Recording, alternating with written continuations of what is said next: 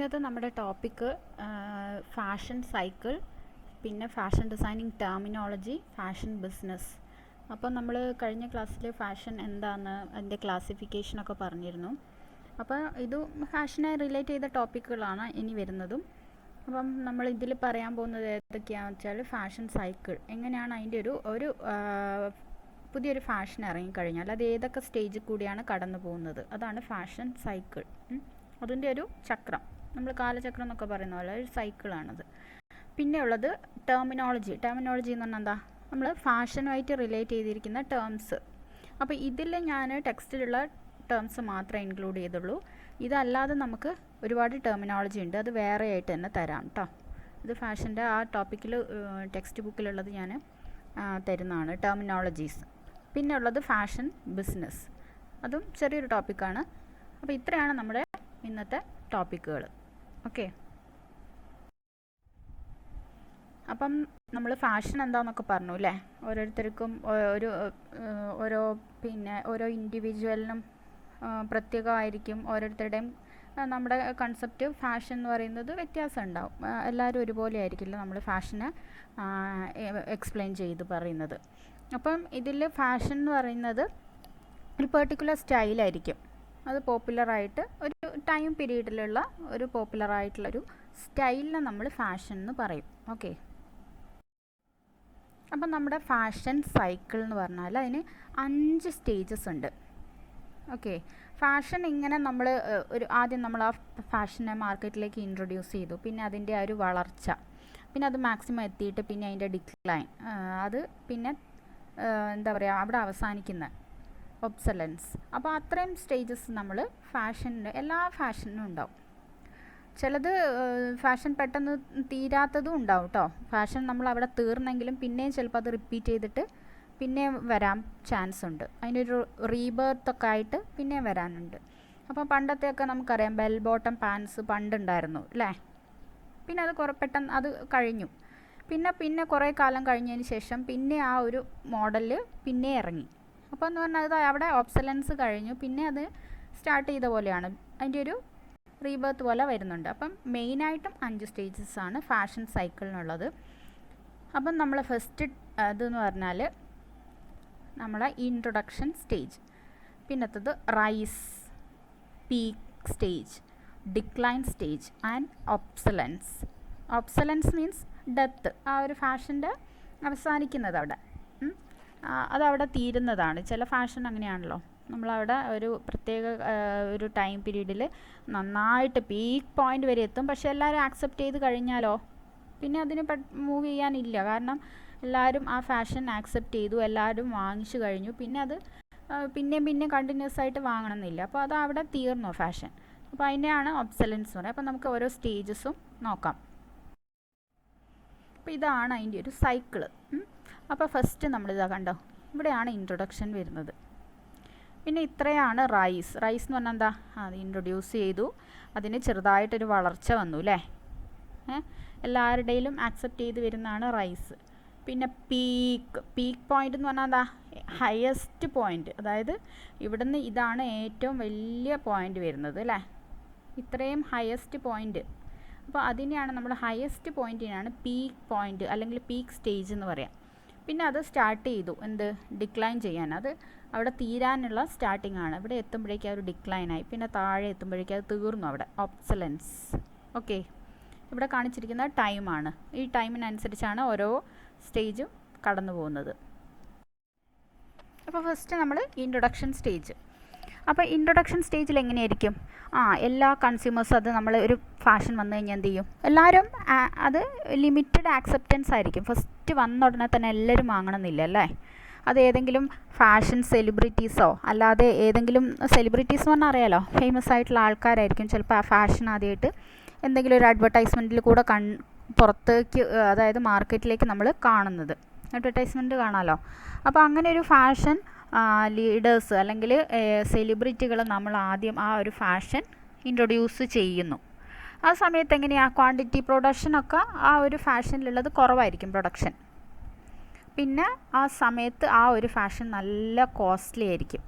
വന്ന ഉടനെ ആ ഒരു മെറ്റീരിയലിൽ നന്നായിട്ട് ചെയ്തിട്ടുണ്ടെങ്കിൽ അതിന് നല്ല കോസ്റ്റ്ലി ആയിരിക്കും. പക്ഷേ അത് കുറച്ച് കാലം കഴിയുമ്പോഴത്തേക്ക് നമുക്ക് അതിൻ്റെ എന്ത് ചെയ്യും, അതിൻ്റെ റേറ്റ് കുറഞ്ഞിട്ട് നമുക്ക് മാർക്കറ്റിൽ അവൈലബിൾ ആവും. പക്ഷേ അത് ക്വാളിറ്റിയിലും ഒക്കെ വ്യത്യാസം വരും കേട്ടോ. നമ്മൾ പറയില്ല അതിൻ്റെ ഡ്യൂപ്ലിക്കേറ്റ് ആണ്, അതുപോലെ ഇതിൻ്റെ ഒരു നോക്ക് ഓഫ് എന്നാണ് പറയുക. ഡ്യൂപ്ലിക്കേറ്റ് എന്ന് പറയുമ്പം നോക്ക് ഓഫ് ഇതേ ഒരു സ്റ്റൈലാണ്, പക്ഷേ അത് അതിൻ്റെ ക്വാളിറ്റിയിലും എല്ലാം വ്യത്യാസത്തിൽ അതേ പ്രൊഡക്റ്റ് തന്നെ വേറൊരു രീതിയിൽ ഇറക്കും. അപ്പം ഫസ്റ്റ് ഇറങ്ങിയ അത്രയും പ്രൈസും ഒന്നും ഉണ്ടാവില്ല. അപ്പം ഫസ്റ്റ് ഇറങ്ങുമ്പോൾ എങ്ങനെയാണ്, എല്ലാവരും ആക്സെപ്റ്റ് ചെയ്യുന്നില്ല കേട്ടോ. അത് ആദ്യം മനസ്സിലാക്കുക. ഇൻട്രൊഡക്ഷൻ സ്റ്റേജിൽ കുറച്ച് പേരെ ആക്സെപ്റ്റ് ചെയ്യുന്നുള്ളൂ. ഓക്കെ. പിന്നെ ഇൻക്രീസ് ഇൻ പോപ്പുലാരിറ്റി. അപ്പം നമ്മൾ പറഞ്ഞ പോലെ സെലിബ്രിറ്റീസൊക്കെ അത് ടെലിവിഷൻ അല്ലെങ്കിൽ അതർ എന്തെങ്കിലും സോഷ്യൽ മീഡിയ വഴി അതിന് ഒരു പോപ്പുലാരിറ്റി കൊടുക്കുവാണ്. ഓക്കെ. അപ്പോഴാണ് ആൾക്കാർ അതിനെ ഒരു അഡാപ്റ്റ് ചെയ്ത് തുടങ്ങുന്നത്. പിന്നെയാണ് റൈസ്. അതായത് ഇൻട്രൊഡക്ഷൻ്റെ സ്റ്റേജിൽ തന്നെയാണ് പോപ്പുലാരിറ്റിയും വരുന്നത്. പിന്നെ റൈസ് ചെയ്യാന്ന് പറഞ്ഞാൽ എന്താ, ആ ഒരു ഫാഷൻ കുറേ ആൾക്കാർ ആക്സെപ്റ്റ് ചെയ്ത് വരുന്ന ആ ഒരു പോയിന്റിലാണ് നമ്മൾ റൈസ് എന്ന് പറയുക. അത് ഉയർന്നു നിൽക്കുന്ന സമയമാണല്ലോ. ഫാഷൻ ഒന്ന് ആക്സെപ്റ്റ് ചെയ്തു, മാക്സിമം പോയിന്റിലെത്തിയില്ല, പക്ഷേ ഫാഷൻ അതെല്ലാവരും ആക്സെപ്റ്റ് ചെയ്ത് തുടങ്ങുന്ന ആ ഒരു കാലഘട്ടത്തിന് നമ്മൾ റൈസ് സ്റ്റേജ് എന്ന് പറയാം. അപ്പോൾ എന്ത് ചെയ്യും, ആ മാനുഫാക്ചറേഴ്സും ഒക്കെ അത് എന്ത് ചെയ്യും, ആ ഡിസൈൻ ആ സ്റ്റൈല് പിന്നെ കുറച്ചും കൂടെ എക്സ്പെൻസീവ് കുറഞ്ഞിട്ട് അവർ പ്രൊഡ്യൂസ് ചെയ്യാൻ നോക്കും.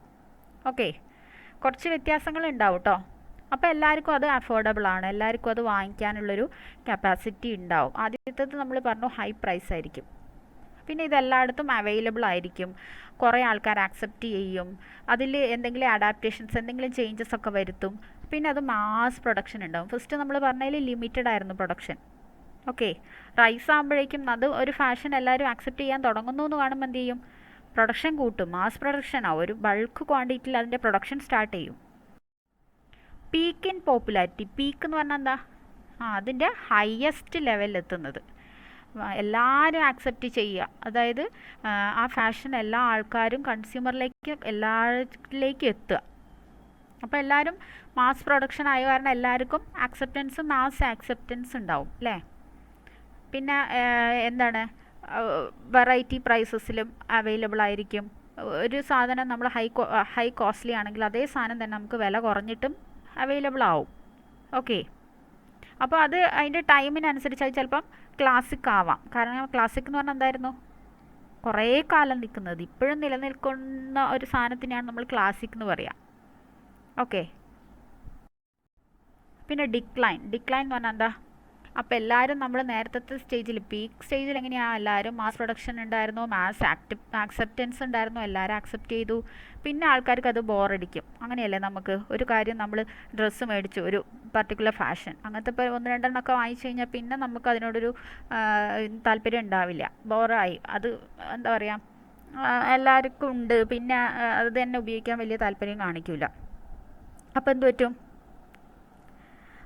അത് പിന്നെയും പ്രൊഡക്ഷൻ അവർ ചെയ്യൂല. കാരണം ആൾക്കാർക്ക് അതിനോടൊരു വിരക്തി തോന്നി തുടങ്ങുന്ന സമയത്ത് തന്നെ അവരത് പ്രൊഡക്ഷൻ ഉണ്ടാവില്ല പിന്നെ.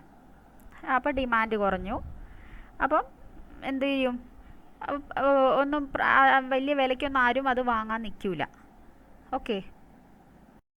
അടുത്തത് റിജക്ഷൻ തന്നെയാണ് നമ്മൾ ഒബ്സലൻസ് അത് പറയുന്നുണ്ട് കേട്ടോ. റിജക്ഷൻ എന്ന് പറഞ്ഞാൽ ഈ സ്റ്റേജിൽ തന്നെ വരുന്ന കേട്ടോ, ലാസ്റ്റ് ഫേസാണിത്. പിന്നെ ഇതിലാണ് ആൾക്കാർ പിന്നെ അതിനെ ആക്സെപ്റ്റ് ചെയ്യുന്നില്ല, പ്രൈസ് വില കുറഞ്ഞിട്ട് നമുക്ക് സാധനം കിട്ടും, അത് മാനുഫാക്ചറേഴ്സ് അത് പിന്നെയും പ്രൊഡ്യൂസ് ചെയ്യാൻ നിൽക്കുന്നില്ല. ഓക്കെ. അപ്പം പുതിയൊരു സ്റ്റൈലിലേക്ക് അവർ പ്രൊഡക്ഷൻ സ്റ്റാർട്ട് ചെയ്തിട്ടുണ്ടാവും. അപ്പോൾ അതാണ് നമ്മുടെ ഒബ്സലൻസ് എന്ന് പറഞ്ഞത്. ഓക്കെ. റിജക്ഷൻ്റെ സമയത്ത് ഒബ്സലൻസ് വരിക, കാരണം അവിടെ ഫാഷൻ തീർന്നു. ഇനി നമ്മൾ പറയാൻ പോകുന്നത് കുറച്ച് ടെർമിനോളജീസാണ്. ടെർമിനോളജീസ് എന്ന് പറഞ്ഞാൽ എന്തായിരുന്നു, കുറേ ടേംസ്. അപ്പം നമ്മൾ ഫാഷനുമായിട്ട് റിലേറ്റ് ചെയ്തത് ഒരു ടേമാണ് അഡ്വർടൈസിങ് അല്ലേ. അഡ്വർടൈസിങ് എന്ന് പറഞ്ഞാൽ എന്താ, പരസ്യങ്ങൾ. എന്തിനത്, എന്തെങ്കിലും ഒരു മെസ്സേജ് കൺവേ ചെയ്യാൻ വേണ്ടിയിട്ട്.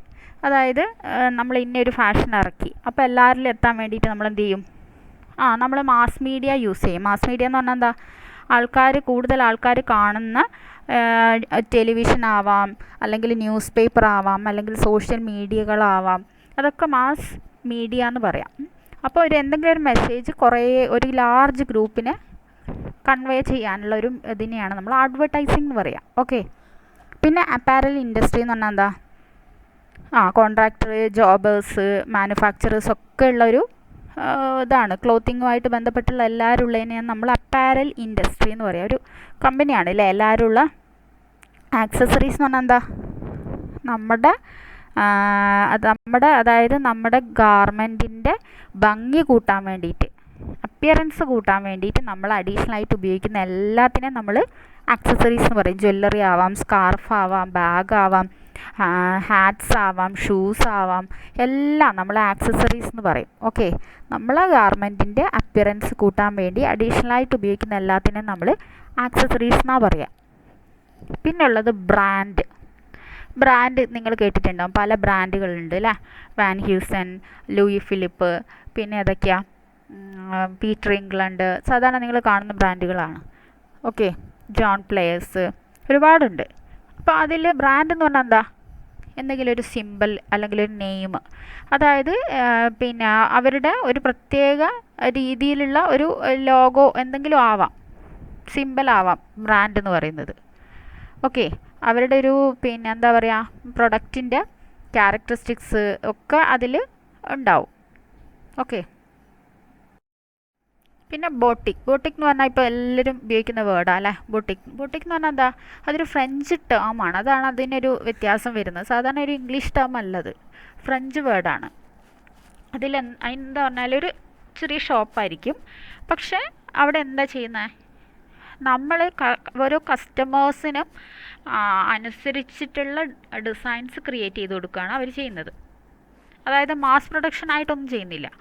ഓരോ ഇൻഡിവിജ്വലിൻ്റെയും അഭിരുചിക്കനുസരിച്ച് അവർ പറയുന്ന ഡിസൈൻസ് ക്രിയേറ്റ് ചെയ്ത് കൊടുക്കുന്നതിനെയാണ് നമ്മൾ ബോട്ടിക് എന്ന് പറയുക. ഓക്കെ. നമ്മളിപ്പോൾ ടെക്സ്റ്റൈൽ ഷോപ്പിൽ പോയാൽ നമുക്ക് അങ്ങനെ കിട്ടില്ലല്ലോ. അപ്പോൾ ഇവിടെ ആകുമ്പോൾ നമുക്ക് പ്രത്യേക തരത്തിലുള്ള മെറ്റീരിയൽസ് ഉണ്ടാവും. അതൊന്നും കോമൺ ആയിരിക്കില്ല. സാധാരണ നമ്മൾ ഷോപ്പിൽ, വലിയ ഷോപ്പുകളിലൊക്കെ പോയി കഴിഞ്ഞാൽ നമ്മളൊരു പാറ്റേൺ തന്നെ പല ഡിഫറെൻറ്റ് കളർ ഷെയ്ഡ്സിലൊക്കെ കിട്ടാനുണ്ട്. പക്ഷേ ഇവിടെ എന്ന് പറഞ്ഞാൽ ഒരു സാധനം എന്ന് പറഞ്ഞാൽ അത് അധികം ഉണ്ടാവില്ല. അപ്പോൾ കോമൺ അല്ല അവിടെ ഉണ്ടാവുന്ന പ്രോഡക്റ്റുകൾ. ഓക്കെ. കളക്ഷൻ എന്ന് പറഞ്ഞാൽ എന്താ? ഒരു ഗ്രൂപ്പ് ഓഫ് ഗാർമെൻറ്റ്, കളക്ഷൻ ഒരു കൂട്ടം, ഒരു സീസണിലേക്ക് വേണ്ടി ഉണ്ടാക്കിയിരിക്കുന്ന ഒരു ഗ്രൂപ്പ് ഓഫ് ഗാർമെൻറ്റ്സിനെ നമ്മൾ കളക്ഷൻ എന്ന് പറയാം. നമ്മൾ വിൻ്റർ കളക്ഷൻ എന്നൊക്കെ പറയുമല്ലോ, സമ്മർ കളക്ഷൻ, ഈ ഫാഷൻ വീക്കുകളില്ലേ, ഫാഷൻ ഷോസ്, അപ്പോൾ അതിൽ നമ്മൾ പറയാം അങ്ങനെയാണ് ഒരു ഫാഷൻ അല്ലെങ്കിൽ വിൻ്റർ കളക്ഷൻ എന്നൊക്കെയാണ് പറയുക. പിന്നെ ക്രോക്കി നമ്മൾ പറഞ്ഞാൽ അല്ലേ? ക്രോക്കി എന്ന് പറഞ്ഞാൽ എന്താ? അപ്പോൾ ഒരു ഡിസൈനിനെ നമ്മൾ ഒറിജിനൽ പെയിൻറ്റിങ്ങിനെയാണ് നമ്മൾ ക്രോക്കി എന്ന് പറയുന്നത്. ചാനൽ സ്റ്റൈൽ എന്ന് പറഞ്ഞാൽ എന്താ? ചാനൽ സ്റ്റൈൽ എന്ന് പറഞ്ഞാൽ എന്തെങ്കിലും ഒരു സിമ്പിളായിട്ട് ഈസിയായി വെയർ ചെയ്യുന്നതിനാണ് നമ്മൾ ചാനൽ സ്റ്റൈൽ എന്ന് പറയുക. അതൊന്നും ഇമ്പോർട്ടൻ്റ് ആയിട്ടുള്ളൊരു വേർഡല്ല കേട്ടോ. പക്ഷേ എക്സാമിന് ചോദിക്കുന്ന കുറേ വേർഡ്സ് ഉണ്ട്, അത് ഞാൻ വേറെ തരാം കേട്ടോ. ഫാഷൻ ടെർമിനോളജീസിൽ വരുന്നത് ടെക്സ്റ്റിലുള്ളത് ഞാൻ അങ്ങനെ എടുത്തതാണ്. പിന്നെ എഡ്യൂക്കേഷൻ എന്താ? ഫാഷൻ റിലേറ്റഡ് എഡ്യൂക്കേറ്റഡ് ഒരുപാട് സ്ഥാപനങ്ങളുണ്ട് അല്ലേ? നിഫ്റ്റൊക്കെ ഫേമസാണ്, national institute of fashion technology. NIFT എന്ന് പറഞ്ഞാൽ നമ്മൾ ഓൾ ഇന്ത്യ എക്സാമൊക്കെ എഴുതിയിട്ടാണ് അവിടെ നമുക്ക് കിട്ടുന്നത്. പിന്നെ കുറേ കോളേജസ് ഉണ്ട്, നമുക്കറിയാലോ. കാലിക്കറ്റിൽ തന്നെ ഒരുപാട് കോളേജസിൽ നമ്മുടെ കോഴ്സുകൾ നടത്തുന്നുണ്ട്. പിന്നെ മാസ്റ്റർ ഡിഗ്രി എടുക്കാം. അങ്ങനെ ഒരുപാട് എഡ്യൂക്കേഷനിൽ ഒരുപാട് സ്ഥലത്ത് നമുക്ക് ഈ ഫാഷനുമായിട്ട് ബന്ധപ്പെട്ട കോഴ്സസ് പഠിക്കാനുള്ള ചാൻസുകൾ ഉണ്ട്. പിന്നെ ഫാഷൻ ബിസിനസ് ആൻഡ് ഇൻഡസ്ട്രി, അതിലെന്താ ഉണ്ടാവുക? ഫാഷൻ ബിസിനസ് പറഞ്ഞാൽ എന്താ? അപ്പാരൽ മാനുഫാക്ചറിങ് ഉണ്ടാവും, റീറ്റെയിൽ, മെർച്ചൻഡൈസിങ്, ടെക്സ്റ്റൈൽ, എല്ലാത്തിനെയും റിലേറ്റ് ചെയ്തിട്ടുള്ള കാര്യങ്ങളായിരിക്കും ഫാഷൻ ബിസിനസ്സിൽ പറയുക. ഓക്കെ. പിന്നെ വിമൻ അപ്പാരൽ ആണ് ഏറ്റവും വലിയൊരു സെക്ടർ എന്ന് പറഞ്ഞാൽ. കാരണം ജെൻസിലൊന്നും നമ്മൾ അധികം ഫാഷൻ കൊണ്ടുവരുന്നില്ലല്ലോ, അധികം ഫാഷനുകൾ ഇറങ്ങുന്നില്ല. ഇല്ലെന്നല്ല, പക്ഷേ ലേഡീസ് ഗാർമെൻറ്റ്സ് അല്ലെങ്കിൽ വിമൻസ് വെയർ അപ്പാരൽ എന്ന് പറയുന്നതാണ് ഫാഷൻ ഇൻഡസ്ട്രിയിൽ ഏറ്റവും വലിയൊരു മെയിനായിട്ടുള്ളൊരു പിന്നെ മേഖല എന്ന് പറയുന്നത്. ഫാഷൻ അത് കൂടുതൽ വരുന്നത് വിമൻസ് അപ്പാരൽ. പിന്നെ കിഡ്സ് വെയറിലും ഉണ്ട് കേട്ടോ, ചിൽഡ്രൻസ് വെയറിൽ ഒരുപാട് വരുന്നുണ്ട്. അപ്പോൾ ഇതിലെങ്ങനെയാണ് എന്തൊക്കെ പ്രൊഡക്ഷനാണ് ഉണ്ടാവുക? Suits, coats, dress, sports wear, പിന്നെ അണ്ടർവെയേഴ്സ്, പിന്നെ അത് ഉണ്ടാവും. പിന്നെ ആക്സസറീസ് വേറെ ഉണ്ട് അല്ലേ സെക്ഷന്. ഗ്ലൗസും ജ്വല്ലറി, ഷൂസ്, അത് വേറൊരു സെക്ഷൻ. അപ്പാരലിൽ പറയുമ്പോൾ നമ്മളെ കോട്ട്, സ്യൂട്ട്, ഡ്രസ്സ്, എല്ലാ ടൈപ്പ് ഡ്രസ്സുകളും പ്രൊഡക്ഷൻ ഉള്ളത്. ഓക്കെ, അപ്പോൾ അത്രയും കാര്യങ്ങൾ ഫാഷൻ ബിസിനസ്സിൻ്റെ കുറച്ച് വേണമെങ്കിൽ നമ്മൾ അല്ലാത്ത ഇമ്പോർട്ടൻ്റ് ആയിട്ടുള്ളതൊന്നും ഇല്ല. പക്ഷേ വേറെ ഉണ്ട് നമുക്ക് ഫാഷൻ വീക്ക്, അതിനെ പറ്റിയൊക്കെ കുറച്ച് വലിയ വലിയ ടോപ്പിക്കുകൾ പറയാനുണ്ട്. അപ്പോൾ ഇത്രയാണ് നമ്മൾ ഇന്നത്തെ ടോപ്പിക്ക്. അപ്പോൾ അത് നന്നായിട്ടൊന്ന് മനസ്സിലാക്കുക. ക്വസ്റ്റ്യൻസ് എവിടെ നിന്നെങ്കിലുമൊക്കെ ചോദിക്കാം. Okay, thank you.